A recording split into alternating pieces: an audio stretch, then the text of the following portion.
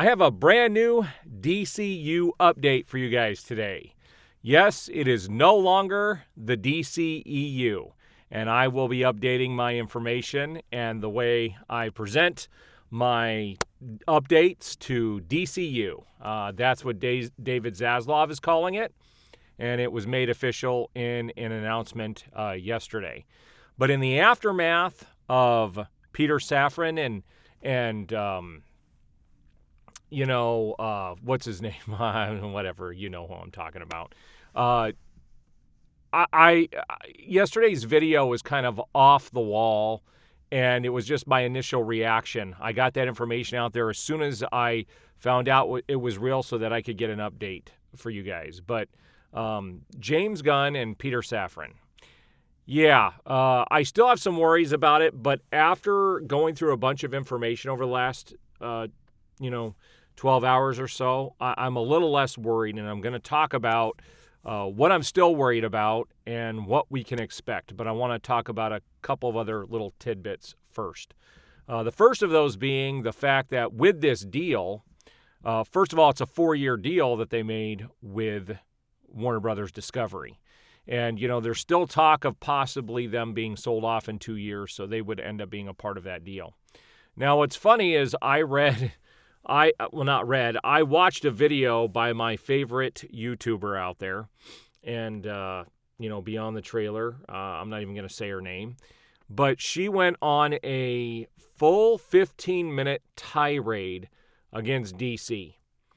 She tried to make it sound like this was a positive thing, but she put everybody down. I mean, if you go watch the first 3 minutes of her video, she puts down James Gunn, she puts down Peter Safran, she puts down Warner Brothers, she puts down Zack Snyder, she puts down, she's nothing but a negative individual. It's obvious that she hates DC. And so, she's a disgusting person.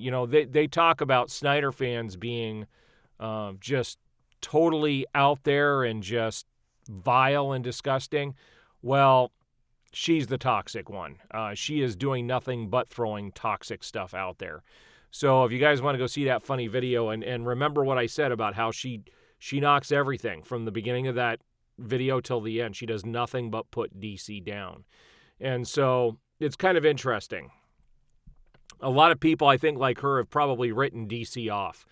Now, there have been a lot of mixed reactions with James Gunn taking over, and I'll talk about that here in a minute. But there's one thing I wanted to talk about first in regards to this merger, and that's the fact that the Joker sequel and the whole the Batman franchise with Pattinson is not part of this deal. So these individuals will not be overseeing those particular projects, and they are completely separate from the DCU.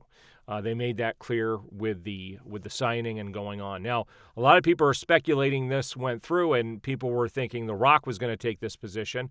But there are rumors out there that because the Black Adam movie did not make as much money as they were expecting in the first weekend, that they kind of nixed that and decided to go with James Gunn and Peter Safran.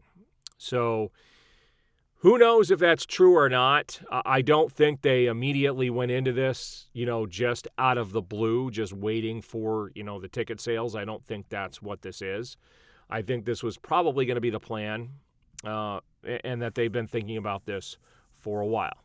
Now, I still do have my concerns, as shown by these few video clips I'm going to show you.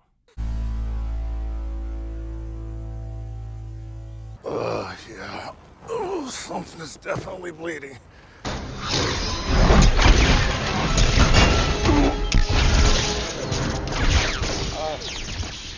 That is not the kind of humor I want in the DCU. Even though James Gunn and Peter Safran are not going to be making these movies, these are the kind of things they're probably going to allow in the DCE or the DCU films going forward. That if a filmmaker wants to do this, then by all means, let it go in the film. That's not what I like. I don't like this kind of humor. Now, Black Adam had some humor, but it was really well done. Not all of it. I did not like the shootout scene in the square after watching the Western on TV. I thought that was pretty cheesy. I didn't mind what happened in the scene. I didn't like the fact that they did the Western music and modeled it after that scene he saw on the television. Because one, he wasn't even paying that close of attention to it, and it was out of place. But then there's other humor when he talked about working on teams and not killing individuals and letting the one person die and saying, I couldn't save him. Yeah, there were some, that the guy didn't make it. There were some pretty funny scenes in there. That's okay. And what's funny about this is we've got James Gunn, and we got the clips I showed you were by James Gunn and Joss Whedon. So Joss Whedon, when he was doing the films, or, we've got James Gunn doing the films for Marvel, they didn't have these juvenile, stupid jokes in there like this. They didn't happen. It's only when they come over here to the DC properties are they bringing this kind of humor, and I don't think it has any place. Now, here's the good news in all of this. After doing some research over the past day, I did see plenty of comments on social media that Zack Snyder and James Gunn are friends, and also that James Gunn had made a comment about David Ayer and his films, and that there's a camaraderie between all of these individuals. So the positive in all of this is this does leave the door open for David Ayer's Suicide Squad, and because I don't think that'll interfere at all with what James Gunn did or is doing, and I don't know how this is going to affect Peacemaker Season 2 or anything else going forward. It shows that there is definitely a lifeline in there to continue Zack Snyder's story in the future, and also to continue, or at least get what we were supposed to from David Ayer.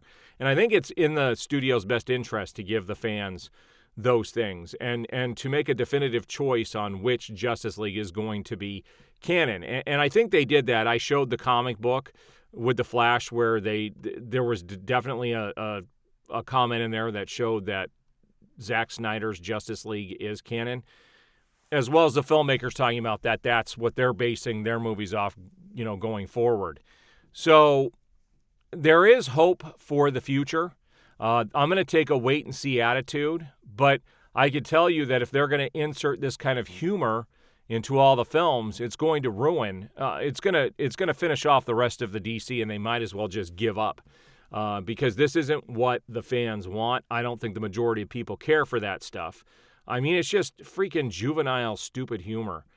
So I'm just glad he's not in charge of all the films. Like, he's not making all the films, but he is going to oversee everything. And the good news is he does have to have a direct connection with David Zaslav. So David Zaslav will have the final say. Plus, we've got Abdi and also DeLuca in there as well. So these guys are not alone.